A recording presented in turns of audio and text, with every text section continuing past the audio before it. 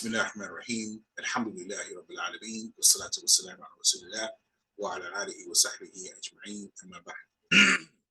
So today, after welcoming you back to Hijrah Tips and Advice, this is a channel that is designed for those future muhaajir to know what they can expect when they land in the lands of the Muslims after they make Hijrah, and also to provide tips and information that you can use so that you know before you go.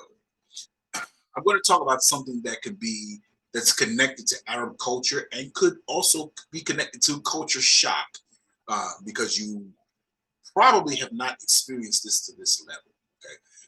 Okay, there's two things that comes to mind. We'll probably do a third one. Okay, the first one is when you are in line, anything to deal with a line, or as our British brothers say, the queue. Okay, anything in which people have to wait their turn.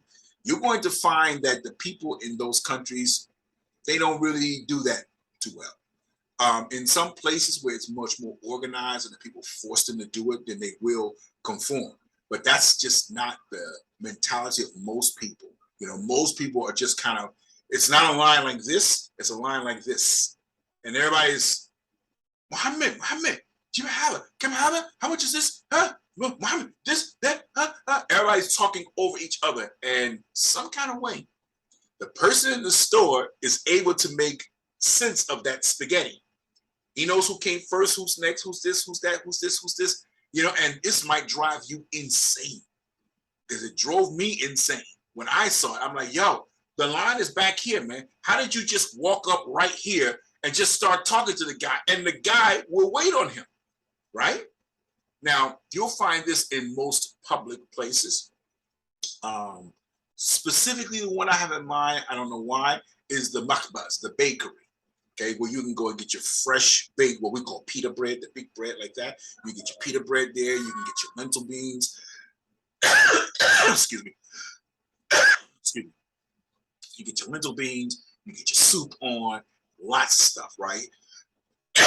But it's not like, who's next? Okay, give me this. Who's this? Because that's just not how the guy is dealing with that.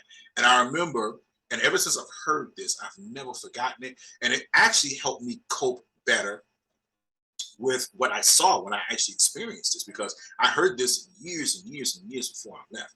Before I tell you what that thing is, please do me a favor and hit the like button for the video so that YouTube can show this to other people. Hit the subscribe button so that you can get notified, or so that you can see all the videos we have, and then the bell for the notification so that you can know when we post new videos. There was a friend of mine was telling me about a program he was watching in which an Arab interviewer was interviewing somebody from the Yahud, from the Jews. And they were asking him about the situation in Palestine. You know, it's very violent. Are you afraid of, you know, the Muslims maybe uprising, or, you know, coming together, you know, to pose some serious threat with taking back their country and so forth? And what he said was so profound that even at that stage in my Islam, which I was still quite new in Islam, like I'm thinking less than 10 years. To me, that's new. What he said was so profound that it stuck with me my whole life.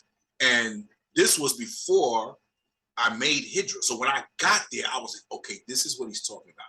This Jew, he said, we will never be afraid of the Arab until they can make a line at the Makhbas. We will never be afraid of the Arab until he can make a line at the Makhbas. Because the Arabs they don't make lines at the bakery, right? What he meant by that is that when they can get organized, when they can be orderly and follow a system and get organized, then we'll be afraid of them. Right now, they're just a little over here, a little over here. Everybody's doing all kinds of things. When I got to the bakery and I saw that, I said, this is what he was talking about. It was art. It was life imitating art. People go in and they just start talking over each other. Now, there are certain places where that doesn't happen. For example, the grocery store. Okay, and I'm gonna tell you what you're gonna see in the grocery store in a second. But in the grocery store, that doesn't happen. In the doctor's office, it doesn't happen. On the bus, it doesn't happen. So there are places where, you know, that's the order. This is what we do. You got to make a line. You can't jump in front of him, you know, and I'm not going to even wait on you. Okay. But in places that are like, kind of local-ish, where you just kind of go into places and you order, you do whatever, people don't really, they don't have a line like that. Even when they're driving, I used to always say the lines are just for decoration on the street. The pavement, the street markings, they're just decoration. Nobody stays in between the lines. You're just driving in the available space. Wherever that space is available, that's where you're going if you can get there safely. That's it. It's no, this is my lane. You're cutting over in my lane. You didn't use your turn signal.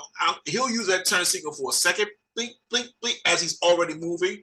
Okay, it's a very aggressive style of driving. We already covered that in another video. So that's one case, right?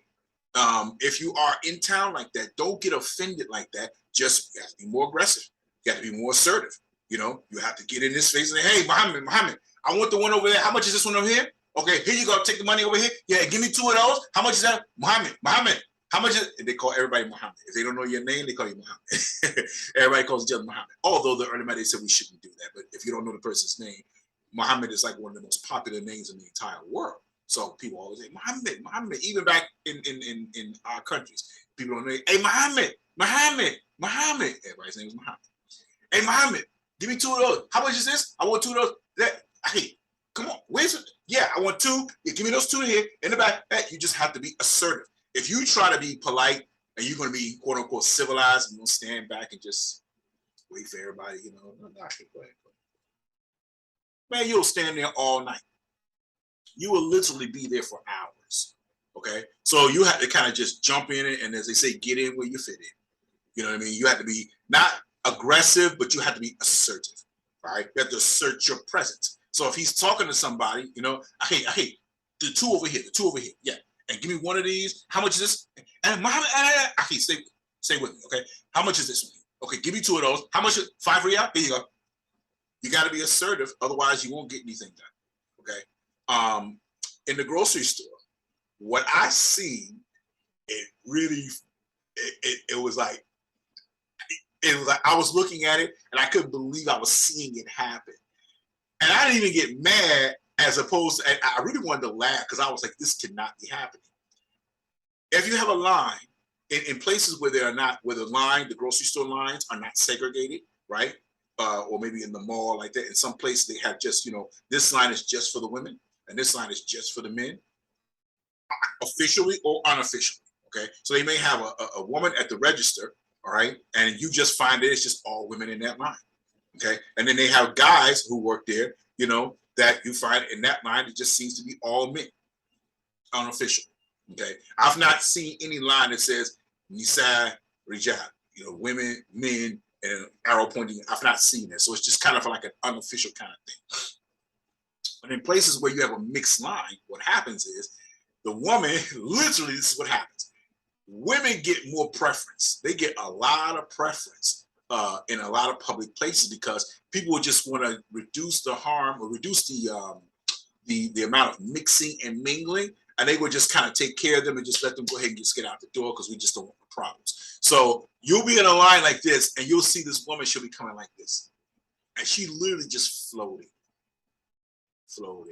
You standing there, you watching her, and she just walking and walking and walking, and then she just all of a sudden in front of you. You're like, how did that happen? I know she see me standing here. You can't say anything, because then you look like, a jerk, and she just kind of glide right in front of you. And she goes right in front of you. And she won't say, excuse me. No, sabah. She won't say none of that. She just kind of, you standing here, you're like, is she going to stop right here? Is she going to look at me and realize I'm standing here? Or is she just going to walk right in front of me? And that's exactly what happens. Whether she's got a basket full of stuff or whether she's got a pack of chewing gum in her hand, that's what happens. And the cashier, male or female, is going to wait on her. In most cases, probably 90% of the time. They're not going to tell her, what are you doing? Go to the back of the line. There's people. And there'll be a line. There'll be a line. This is not like 3 or 4 people. This is a line that's backed up into the aisle. Okay? And she don't want to wait.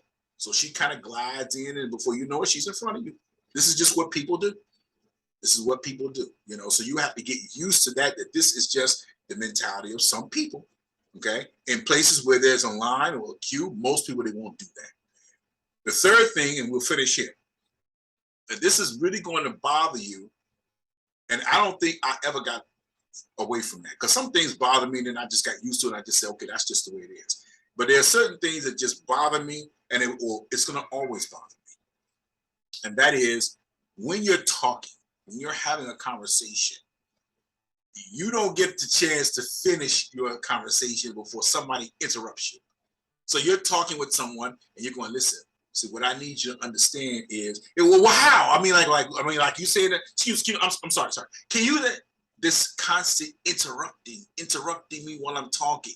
And it can be immensely frustrating, because one of the things that the human being craves is the need to be understood.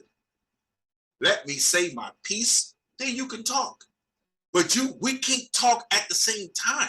And some people may say, oh, they don't like the foreigners. So, everything is not directed at foreigners, you guys.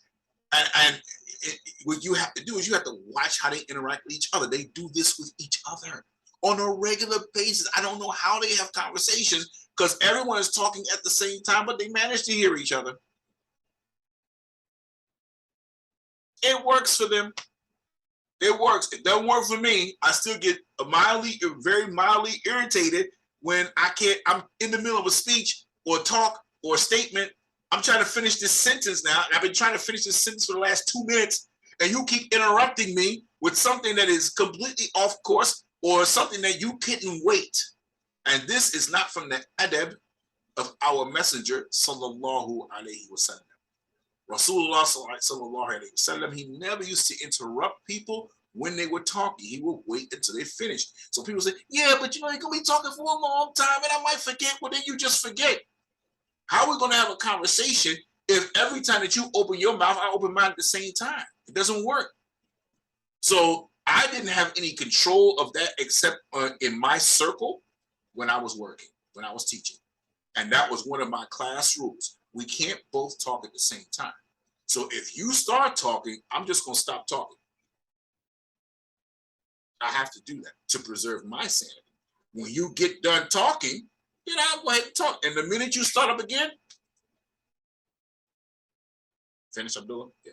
Okay. So what we're trying to explain is, okay, but I just want to. Are you done? Are you finished? You sure? Okay. What I'm trying to say. Now, if it gets too much, I'll say, listen, mashallah, we're going to have to talk at a later time because I have something to tell you. You're not listening. I'm listening. Why are you upset? Oh, why are you angry? I'm not angry. I'm not upset. It's just I realize we're not going to have a conversation because you are the one who wants to do all the talking. Don't get mad. Don't get mad. It's just the way that the people are. You find this mostly among the Bedouins, but it's everybody. It's everybody. So don't get upset. Don't get mad. Don't start yelling and screaming because they can't. Some of them, they can't turn that off. Now, you will meet some educated ones who have traveled abroad, and they've had experiences where that was met with some negative blowback and people didn't like that kind of thing, and so they had to make adjustments in the country that they were in, from standing in a line to waiting your turn to speak, to waiting your turn for everything. You got to wait your turn, and I always used to tell people somebody's got to be first and somebody has to be last. We can't all be first. It's impossible. We can't all be first. So you're going to have to wait. If you can't wait, then you have to leave and come back. All right. But don't get upset about that to the point where you lose your cool and you start yelling and screaming because they really are not going to kind of understand. They can't cut it off. They can't just say, okay, yeah, you're right. We're going to do this. That's just not what it is. They can no more turn that off than you can agree to do it the way they're doing it. You know what I'm saying? So that's something that you got to know about living in the Gulf countries and dealing with the local people and dealing with the Arabs and like that. And this is not in courses of argumentation. This is just in regular speech. You guys are laughing, having a nice time, and you trying to tell a story. It's really, really funny. And you keep getting interrupted every step of the way. Don't get mad. It's just the way that the people are. You have to accept that in terms of, I'm not saying you have to like it, but you have to accept it because this is how people are.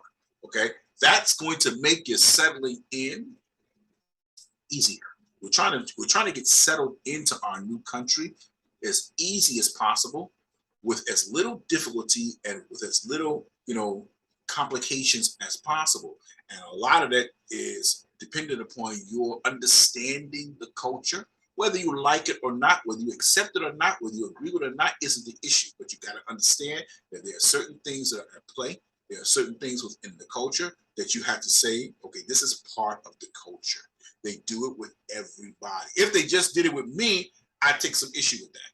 If they just did it with the foreigners, I take some issue with that. But when you observe, they do it with everybody, even with the greeting. So now they're going to like